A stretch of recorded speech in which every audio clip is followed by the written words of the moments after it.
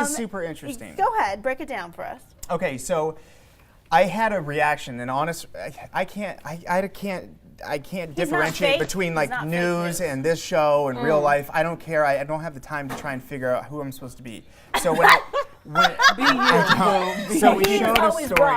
we showed a story about people that to get back at these porch pirates, they were putting in shotgun shells that did not have any shotgun shot in it, so that when they would open the package or when they would pull the package, fishing line would make it explode, and then that's their reaction, right? They're running away because they were trying to steal the package, is the assumption, right? Yeah. So they're trying to get back at them. And I said, no, you can't do this. This is wrong, and this is illegal. And I think that probably caught a lot of people on the show off guard, and I said, no, you can't have booby traps like an exploding shotgun shell. To random people on the road, even if they were going to do something wrong. Even if they were deserving or whatever you think so they are. Let me tell you how I learned this. Please. It is illegal. This was an interesting thing. In my neighborhood, there was a bunch of burglaries. Okay. So then we have an alarm, and I feel like I'm always hearing things in the middle of the night. So I'm like, well, I want to do something just to prevent them. I want to do something like a little trip line or something like that would then scare these people away. Well, as I'm investigating, okay, what can I do to make my home and my family safer, as little as it is, right? What can we do? Then I was reading this story online about how a motorcyclist was riding on a trail and ran into a trip line, a booby trap across the trail because people in that area didn't like the motorcycles, the noise, so they wanted it to stop. And nearly decapitated the person. Oh my gosh. So then it was in this whole discussion about, hey, as you may want to do this and you may think that this is a deterrent, people will see it, they'll be scared, and then problem solved. You can't do it because it's indiscriminate harm to potentially innocent people.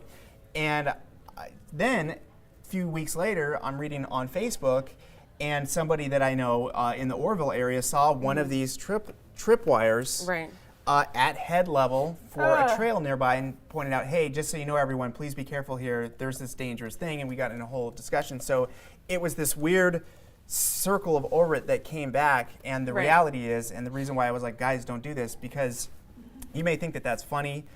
What if that was your? I've got a 4-year-old daughter who touches and messes with everything. Right. So who's to say she doesn't sneak away and she sees something? She loves packages because for her packages are fun to open. Exactly, and she doesn't care. She doesn't know. So to have that, I mean, yes, you're you're connecting all these dots that aren't there yet, but it's easy to imagine.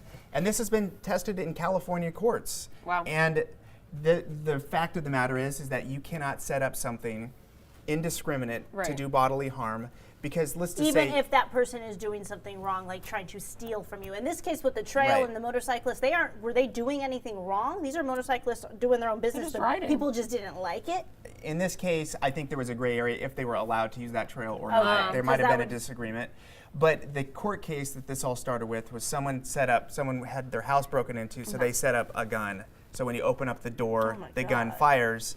And the argument was, you can't do that because you're assuming that the only person that's coming through that door uninvited is a bad person. Right. What if there's a police officer, a firefighter, an innocent person, a child? So you cannot set up something that's going to hurt somebody not knowing who that person is. You can, but you're going to pay the consequences. Exactly. So fun fact. We were looking up what booby trap came from. What are the origins of booby trap? It comes from the Spanish word bobo. Is it like what your mom was saying? Yes, that's what I'm saying. I guess we're going full circle. It translates to stupid, daft, naive, simple, fool. And that's where el avance de Juan Bobo comes from. Do something dumb. Do something dumb. Do something dumber. Yeah.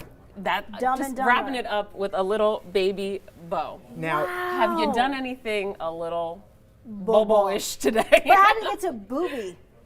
It's the same. Oh, hold on. I think it says this. The slang of bobo, booby, translates to dunce. So I'm curious if we have any time in the comments, if anyone thinks that doing this is just a harmless prank with the boxes and the exploding shell, or if they think that you shouldn't be doing it. Oh, there is a nice little chat about this. Yeah. Victor Escobedo, you really don't see the difference, ? The line just triggers a sound. Between an actual package that does harm to somebody and one that sets off an alarm. He's saying that that would be more okay. Yeah, in this, I understood, and they sell those products. The delivery person puts it on something, Right. and you take it off, it's an alarm. But these are exploding shotgun shells. Right. It's a little different. Be safe this holiday season. Yes, be safe. My goodness. Know people's boundaries. Please. Going for a hug. There's a lot to get through. Yes. Woo. And All teach right, us everyone. some new words. We taught you one today. We taught you one, the meaning of it and the derivative. I love Yes. that. All right, 7 days away from Christmas. Don't forget to USPS last day, the terms of deadline if you want a package delivered by Christmas morning. Today's the last day. Also Amazon regular, not Prime. Oh. This is the last day, so put your orders in. Have a good day, everyone. We'll see you at 9, and then later on throughout the day. Have a good one.